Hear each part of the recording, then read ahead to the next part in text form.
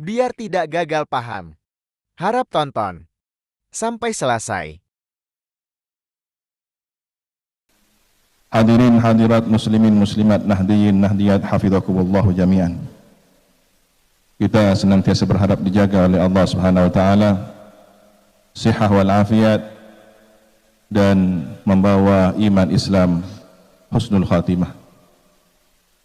Para masyayikh, para tuan guru, para guru besar dan seluruh yang hadir,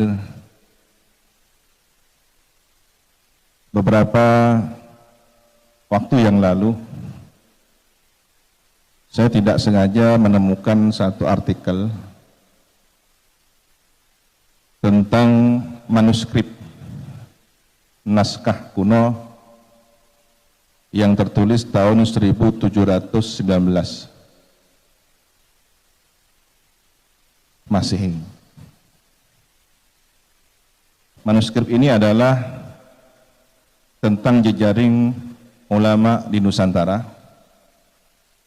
yang kategorinya menurut Bapak Guruta Ahmad Baso kategori manuskrip atau naskah Bali Lombok.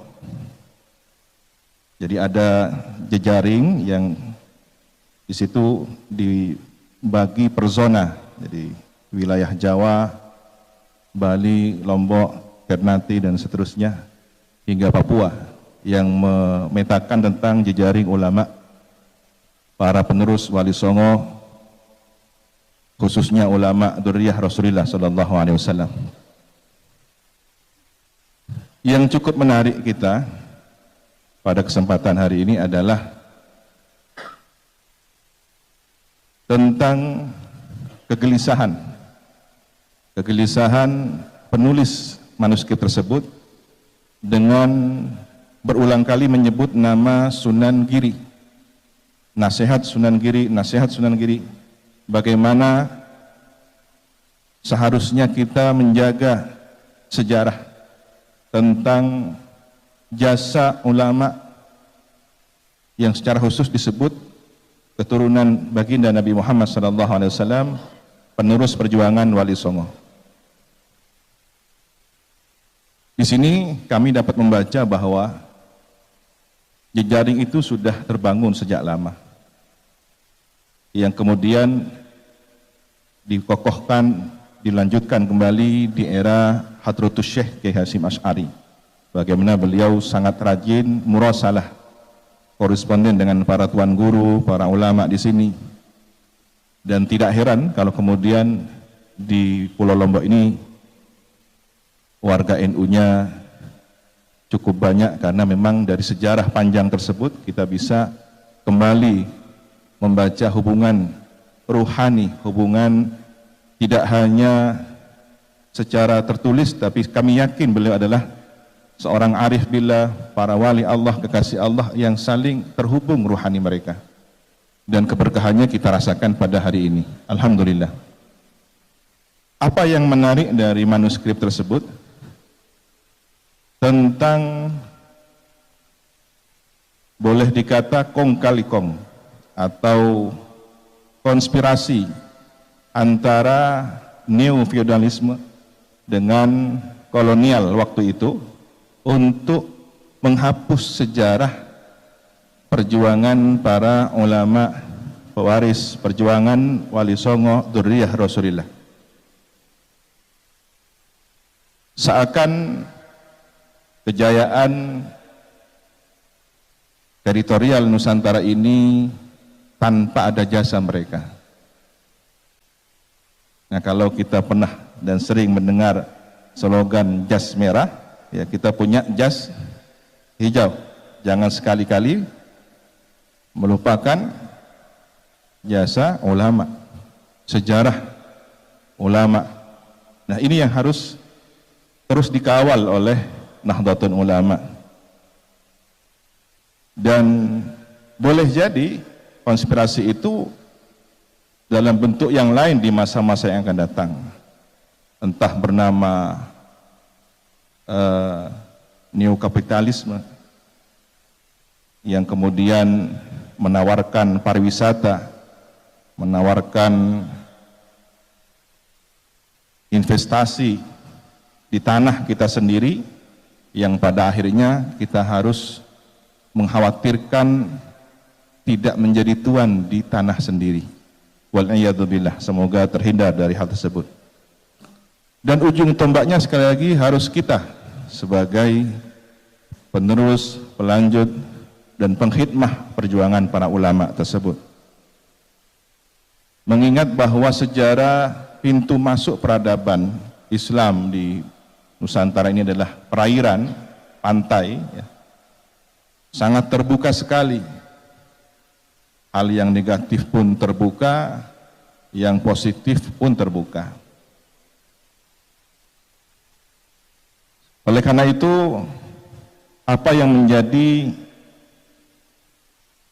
pesan, nasihat Sayyidul Jadd almarhum An-Nafullah Kiai Haji Raden As'ad Syamsul Arifin, beliau pernah berceramah sekali waktu dalam versi bahasa Indonesia di khalayak ramai seperti di stadion begitu, dan dokumen ini cukup viral di media sosial. Ada yang versi berbahasa Madura tanpa diketahui di mana beliau berceramah. Yang kami ingat semasa kecil dahulu, insya Allah para alumni juga mengingat bahwa beliau seringkali mengumpulkan para santri sekali waktu, tokoh-tokoh teras dari PBNU, dari Jakarta, tokoh negarawan, para politisi dihadirkan untuk memberikan wawasan kebangsaan kepada para santri dan masyarakat luas di Situbondo. Apa yang beliau kisahkan, ternyata ini menjadi dokumen yang sangat penting. Dalam bahasa Madura beliau menyampaikan, engkok ki engak lembe, kok ki kanak mereng debuna para kiai sepuh. Saya ingat kecil dulu, semasa saya kecil dahulu, saya mendengar pembicaraan para sesepuh dari kiai-kiai. Nah, ini diduga beliau mendengarkannya semasa mondok di Syekhona Khalil Al-Bangkalani, karena di usia antara 7 hingga belasan tahun pernah juga beliau di Kiai Imam Tengkina. Nah, antara dua pesantren itulah beliau masa kecil hingga remaja berada di bimbingan tarbiyah para ulama al-amilin, al-arifin. Syekhuna Khalil seringkali didatangi para tokoh-tokoh ulama nasional. Sebelum tahun 24 ya, tahun 20-an pernah ada 60 ulama berkumpul di Surabaya menyampaikan kegelisahan ketika itu tentang fenomena yang ini sangat diduga kuat produk impor. Jadi Islam yang sengaja didesain oleh penjajah, oleh kolonial untuk menghancurkan akar keagamaan di Nusantara ini. Mereka dilarang untuk berziarah kubur, mereka dilarang untuk tawasul, mencium tangan para ulama, tabarukan, dan seluruh ritual tradisi yang sangat identik dengan Nahdlatul Ulama hari ini. Kegelisahan itu tidak kemudian menemukan solusinya sampai 44 ulama bertemu di Bangkalan di Kiai Muntaha kalau tidak salah ingat. Nah, disitulah mungkin Kiai As'ad mendengarkan para sesepuh dari ulama berkisah adanya tulisan naskah kuno. Lagi-lagi ini manuskrip ya, karena kita sangat kehilangan tokoh-tokoh manuskrip. Padahal kalau melihat peradaban sastra di awal itu, bagaimana kemudian para pelajar dari berbagai agama di Nusantara ini, baik di Tanah Jawa, di Bali, di Lombok, belajar menulis pekon, bagaimana kemudian mereka menerjemahkan Bismillahirrahmanirrahim dengan sang sekerta Ono Coroko. Jadi tradisi tulis menulis, tradisi keilmuan ini mewarnai kehidupan para ulama, para dai-dai kita di masa itu. Apa yang tertulis? Kata Kiai As'ad, mengutip diskusi para kiai sepuh bahwa Sunan Ampel Raden Ahmad rahmatullah semasa mengaji, bermukim atau mondok di kota Madinah kira-kira 4 abad yang silam ya, karena beliau seusia Imam Abdullah bin Alawi Al-Haddad Sahibur Ratib, yang saya berterima kasih ratibnya dibaca di kantor PWNU ini sehingga menjadi tambahnya nilai rohani spiritual para pengurus dan seluruh warga NU khususnya di NTB. Mudah-mudahan istiqomah. Nah, ternyata Sunan Ampel ini semasa mengaji di Madinah, beliau mendapatkan suatu karomah, bisa muwajahah, berdialog langsung dengan baginda Rasul Sallallahu Alaihi Wasallam, yang beliau mewasiatkan, bawalah ajaran Islam ahli sunnah wal jamaah ini ke negeri Kiai As'ad sebutnya Indonesia.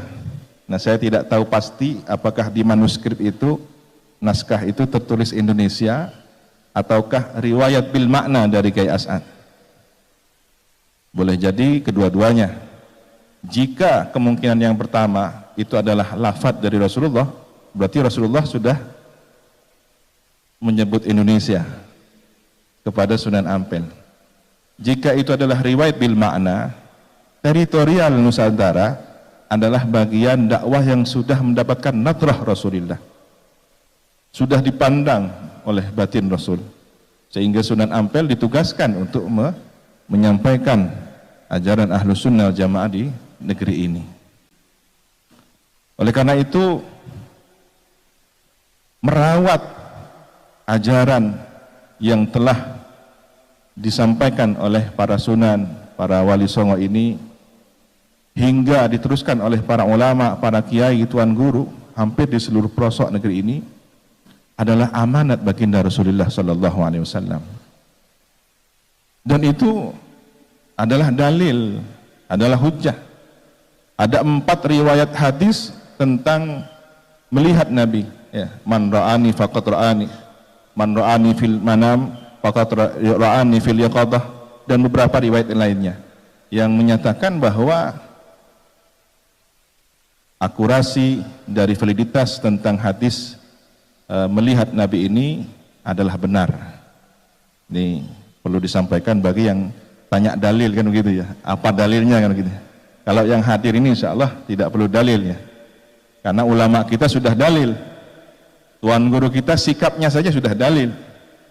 Tapi ini sebagai hujah kita bahwa apa yang menjadi catatan manuskrip itu ternyata memiliki dalil yang kuat, dan itu tercatat di Keraton Cirebon yang disalin dalam bahasa Sangsekerta di Keraton Yogyakarta, mungkin juga di Leiden atau di beberapa perpustakaan di luar negeri lainnya.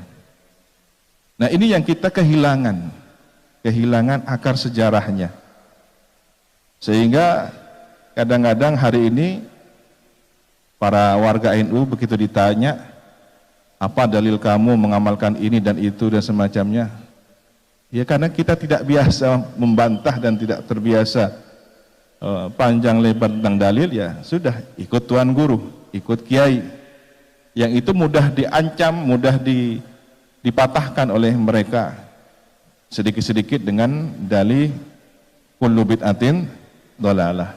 Padahal mungkin ya hafalnya hanya hadis itu saja kan, tetapi bisa menghabisi bisa menghabisi kader-kader muda kita yang lemah. Nah, ini titip. Mudah-mudahan sejarah ini bisa dibukukan dengan baik dan terus disampaikan. Saya tidak bosan-bosan di berbagai forum KNU-an untuk menyampaikan kisah ini. Nah, Kiai As'ad juga pernah menyampaikan di hadapan para santri tentang kalimat khittah ma'hadiyah. Jadi beliau tidak hanya mempopulerkan khittah NU yang kembali kepada khittah di mana telah pernah dituliskan oleh Hadratus Syekh dalam risalah Ahli Sunnah wal Jamaah. Beliau dengan tulisan tangannya sendiri menuliskan khittatus salaf. Jadi khittah NU adalah khittah salaf, kembali kepada ajaran salafus saleh, sahabat, tabi'in, ya, tabi'it tabi'in, yang seluruhnya bersumber dari baginda Nabi Muhammad SAW. Maka kitalah yang seharusnya lebih bangga menyebut salaf, bukan yang membawa-bawa nama manhaj salaf, kan gitu. Biasanya yang suka mengaku-ngaku bukan pemiliknya, tetapi yang biasa-biasa yang justru mengamalkannya. Kitalah yang mengikuti manhaj salaf. Kitalah yang seharusnya bangga dengan ajaran para masyayikh kita, ulama kita telah bersanad silsilah keilmuan akidah kita kepada para salafus saleh. Alhamdulillah. Ikhtitam sebagai penutup bahwa catatan sejarah ini harus diabadikan, didokumentasikan dengan baik. Manuskrip ini harus terawat, ya. Dan di Indonesia masih sedikit tokoh pakar manuskrip, masih sedikit yang serius membidangi tentang persoalan naskah-naskah kuno ini. Alhamdulillah beberapa pesantren sudah merintis kajian-kajian manuskrip tersebut. Dan seharusnya Lombok ini juga punya ada kekayaan keilmuan yang berasal dari manuskrip, karena ternyata tercatat tadi naskah kuno Bali Lombok mencatat peristiwa tentang konspirasi antara kolonial Belanda dengan neo feodalis di zaman itu, tahun 1719. Kenapa kita harus kembali kepada sejarah? Karena akalnya semesta ini adalah sejarah. Kalau kita ingin karakter seseorang mengetahui, kita kan perlu melihat kurikulum vitae-nya. Dia sekolah di mana, pendidikannya di mana, sepanjang sejarah dia, riwayat akademiknya dapat kita baca, ya. Sehingga apakah nanti akan menjadi pengurus NU yang benar NU, atau pernah mau jadi Muhammadiyah tapi gagal, kan gitu ya. Nah, ini untung tidak terungkap ya kurikulum vitae-nya. Alhamdulillah diselamatkan oleh NU. Ya, begitulah pentingnya kita melihat akal sejarah dari catatan-catatan naskah para ulama kita. Oleh karena itu, kita seharusnya berbangga, bersyukur atas nikmat ajaran yang telah diwariskan dari para masyayikh kita, muassis Jam'iyah Nahdlatul Ulama ini. Teruslah kita mengkaji kitab-kitab beliau, dan hari ini informasinya akan dimulai pembukaan pengajian kitab. Kitabnya belum ditentukan.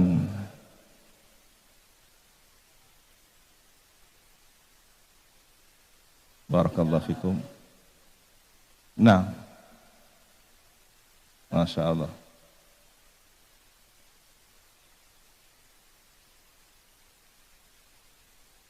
Barakallahu fikum. Dan itu entah ini janjian atau bagaimana, sekarang di mana-mana marak sekali. Jadi mulai dari MWJNU, bahkan di Ranting, kemudian di PC-PCNU, di beberapa PWNU juga memulai kajian-kajian semacam itu. Apakah ini tanda-tanda satu abad NU kembali kepada kejayaannya? sanu'iduha siratahal ula, ketika tongkat sudah kembali dari perubahan mukjizat ular menjadi tongkat kembali, maka kita berharap NU kembali kepada hakikat perjuangannya. Amin ya rabbal alamin. Alhasil, marilah kita menjadi pengkhidmah. Kalau dulu guru kita, orang tua kita membawa tongkat dan tasbih, maka hari ini kita membawa Nahdlatul Ulama sebagai organisasi perjuangan yang memiliki nilai spiritualitas seperti tasbih dan nilai organisasi seperti tongkat. Barakallahu fikum wa dumtum fi khairin. Al-afwa minkum. Allahumma hdina siratal mustaqim. Wassalamualaikum warahmatullahi wabarakatuh.